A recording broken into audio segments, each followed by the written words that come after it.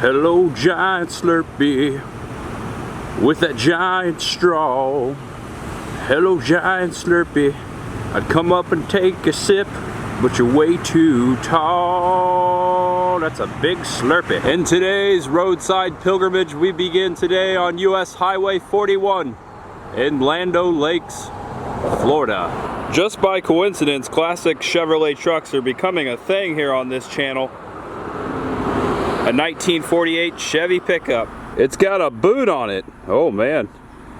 Maybe because it is a beer running truck, it sits in front of a brewery. Sits in front of a place called the Brew Craftery. I've never started a video tailgating before. Hello everybody, I am Tampa J and welcome back to the channel. Today I'm continuing my Florida roadside attractions and abandoned places adventure or journey.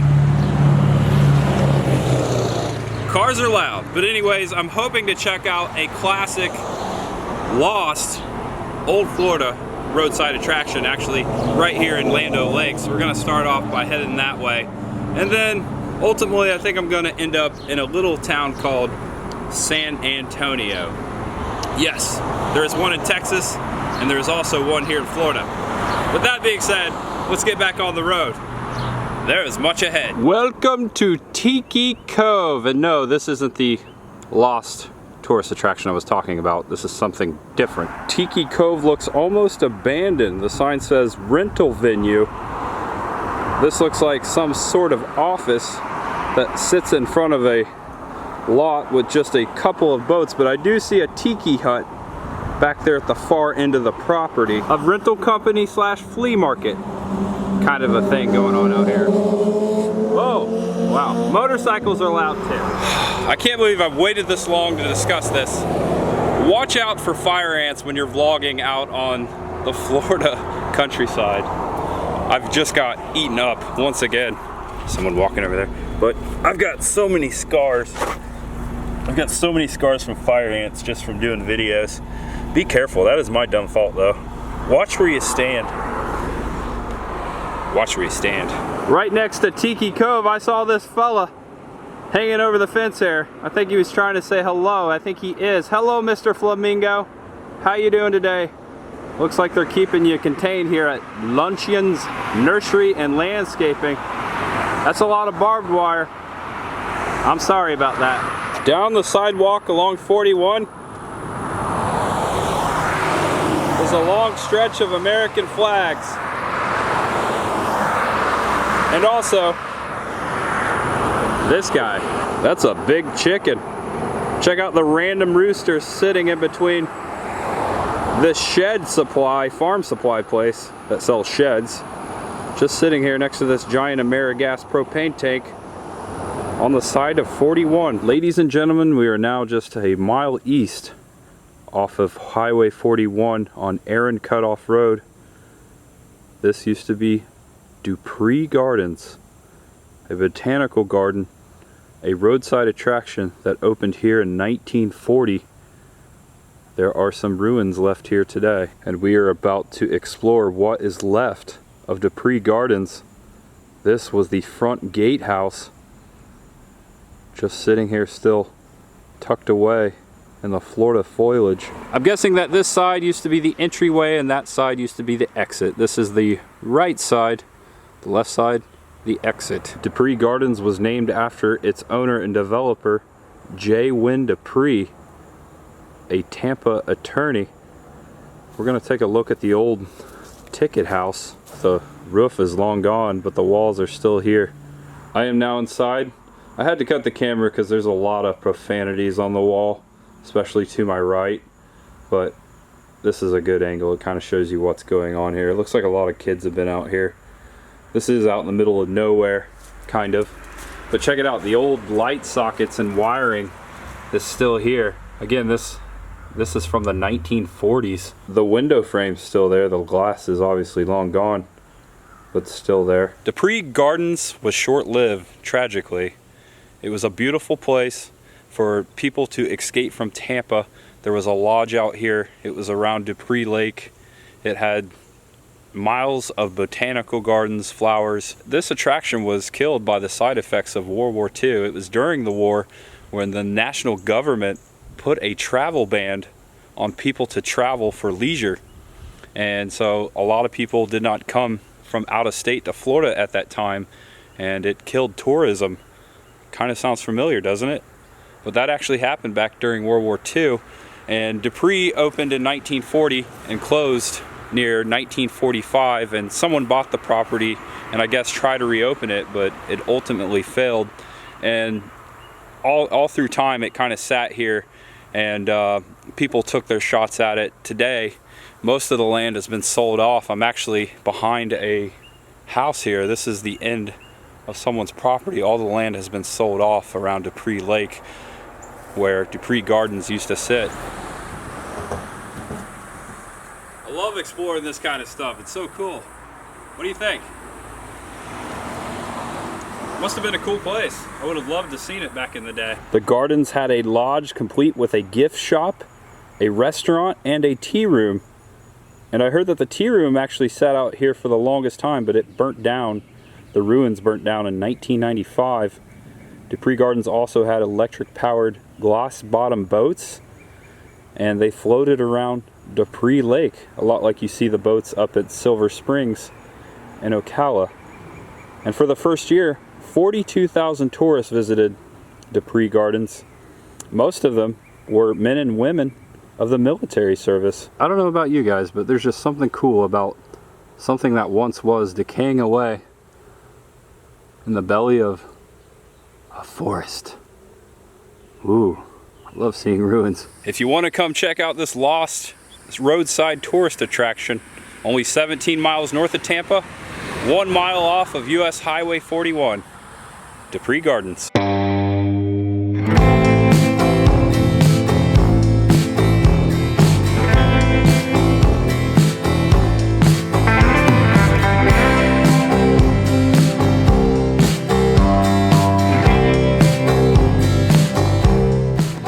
What the hey is this?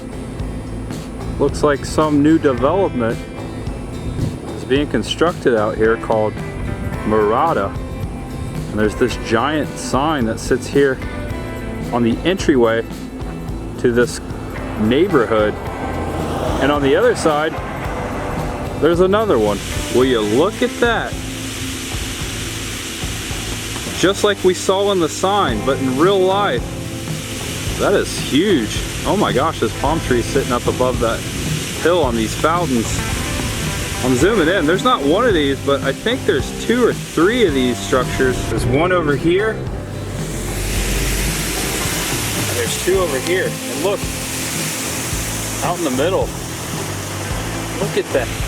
I have never seen a more stunning entryway to a neighborhood than this. Look at that, the waterfall. And across there's a little bridge. And on the other side, look at that, it's an old live oak tree. And I believe you can climb up on the top there. I don't know how safe it would be. There's no railing. Ladies and gentlemen, that's at the top of those palm trees, got to be at least 50 feet, maybe 75, I don't know. That's a long way up. I am now starting to walk out on this bridge here. There's another hill over there. There's some people actually enjoying it as well, walking their dog. Just can't get over this. It's fascinating. Look at the turtle, guys. There's a turtle in there. Hey, buddy. Oh no, I think he's missing a foot there. I only see 3 of them. We have branched away from Highway 41. We are now on Highway 52, headed east to San Antonio. Eddie's roller rink. No indication if it's open or not. Ladies and gentlemen, welcome to San Antonio, Florida. Hey, I wonder if they have an Alamo too. Welcome to the cute, quiet, and cozy town of San Antonio, Florida. And I believe I'm the only one here as the thunder rolls. Did you hear that? And a car's passing over there. The old fire station is still there, however, it is not being utilized. The Pasco County Fire Rescue is a couple blocks away, but this is the old building. The old volunteer fire station. San Antonio's City Hall sits below the water tower. This building looks really old. Don't see a date of construction on the building. Usually you find an old date upon buildings of this age, but still fun to look at. From this angle you can see City of San Antonio, Florida written upon the water tower. I'm a little further down Main Street. City Hall to the left, and over here to the right, looks like at one point the first building on the right was a restaurant, and the one on the left still is. That restaurant is Pancho Villa's Mexican restaurant. It looks like it's been here for quite some time, judging by the age of that sign. Man, I love me some Mexican food. Tex-Mex. I might actually get something inside here. Check out Pancho Villa there. He looks like a pepper with a sombrero and a guitar and his boots. Check out his boots. These guys up here playing some music. To the left, the guy's got a trumpet and the other guy a guitar in his hand. First I'm gonna explore San Antonio a little further, but then I'm gonna come back and get some tacos. I noticed something on the side of this building over here, across from City Hall on Main Street. Something on the wall. On the side of this wall I found this bicentennial, 3 sets of bricks. I'm guessing this was placed here in 1976 for the bicentennial. Check out the Liberty Bell there in the middle. Your typical rural post office. I've seen a lot of ones just like this in rural Indiana. Used to see them growing up quite a bit. Showing these two buildings again to put things back into perspective. Right near where I parked is the corner of this park. This park is a giant square, and there's quite a bit of things going on around this park. Let's check out the park. I just began exploring this park, and I've already found a little free library there to the right, and over here the sign depicts some history of Frederick Joseph Fritz Friebel. In May 1923, about 12 miles northwest of San Antonio, Frederick Joseph Fritz Friebel landed a 20-pound, 2-ounce largemouth bass from Big Fish Lake. Go figure, he caught it in Big Fish Lake. That sounds like a big fish story to me, but said to be true. Look over here, what is this? Is this a giant turtle? Yes it is, it's a sculpture actually. Just kind of random but cool. He's solid too, that's a solid turtle. Edward J.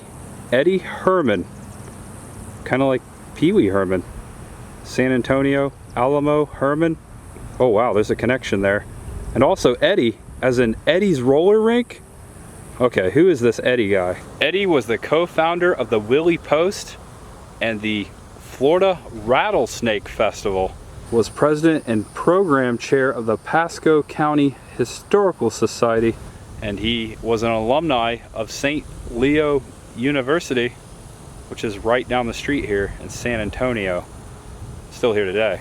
Typical town square park. You got your field out here, a baseball diamond, a gazebo, all kinds of room to play, playground equipment. It's a nice little stroll here.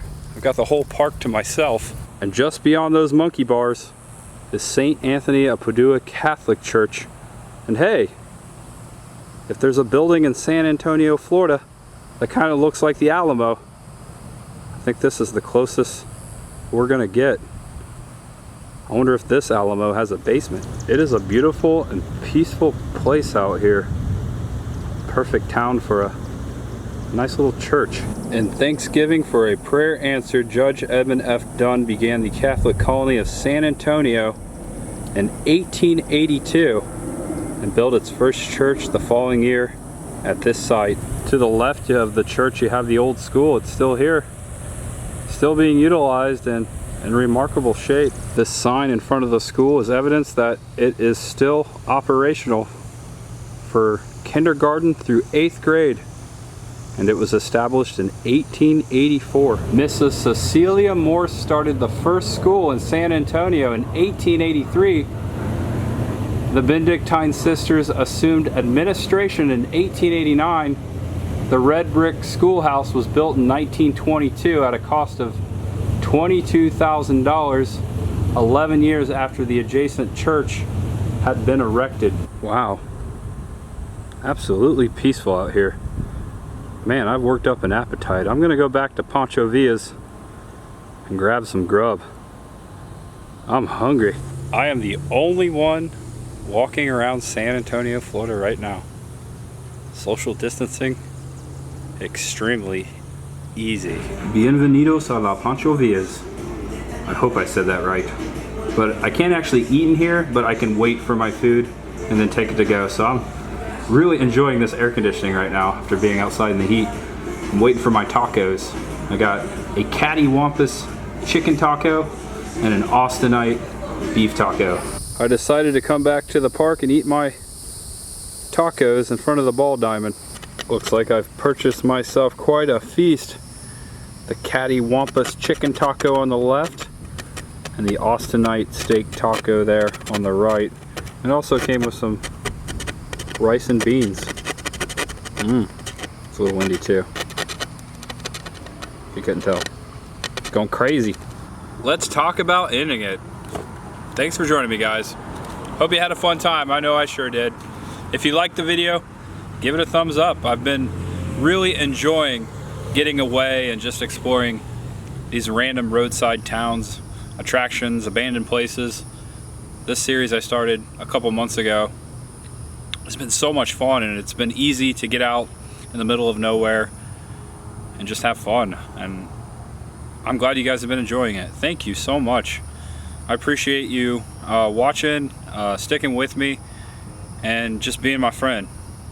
I appreciate y'all. I'm gonna devour this taco, the cattywampus taco, and end the video. Thanks for joining me, guys. I hope to see you next time. I am Tampa J, and there is always much ahead.